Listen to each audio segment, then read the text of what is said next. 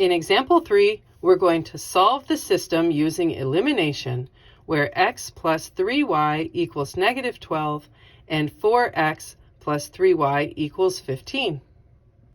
In this particular problem, we see that both of our equations are set up in standard form as ax plus by equals c. So that's good. However, step 2 tells us that we need to find a variable that has the same number in front, but one is positive and one is negative. And no, my x's don't match at all, and that's fine. But my y's only meet half of the requirement. They both have 3's, and that's great, but only one, they're both positive. Neither one is negative. So we have to fix that, and this is how you do it. I need one of these 3's to be negative, and in order to make that happen, you have to multiply the entire equation by a negative. And I am choosing the top equation to work with. Again, you have choices, and you could multiply all of the bottom equation by a negative 1, but I'm going to do it to the top equation just because. So a negative times positive x becomes a negative x. A negative times a positive 3 becomes a negative 3y. And a negative times a negative 12 makes a positive 12. And then we bring down our second original equation. I haven't adjusted it at all. So we just bring it down. Okay.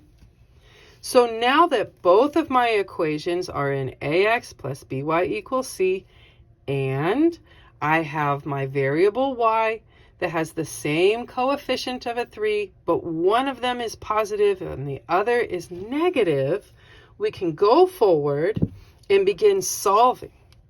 So we add straight down, and when we do that, by design, our 3's are now able to cancel. That was on purpose, and that's good. So what happens with our x's?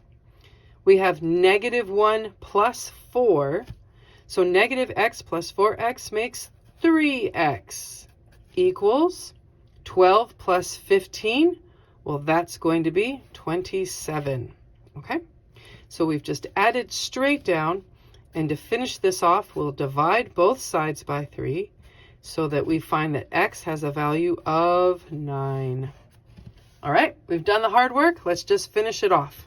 Okay, so we're going to use this value of x equaling 9 and plugging it back into one of our original equations so that we can go solve for y. And I am going to choose my top equation because it's just more simple. The numbers are smaller and I don't have to multiply anything to the 9. But truthfully, if you chose the second equation, that would be just fine. You'll get the same answer either way. So let's go solve for y. 9 is not being multiplied by anything, so we're going to just subtract it on both sides of the river, giving us 3y equals negative 21. We'll finish this off by dividing by 3 on both sides, and we find out that y equals negative 7. That's pretty nice.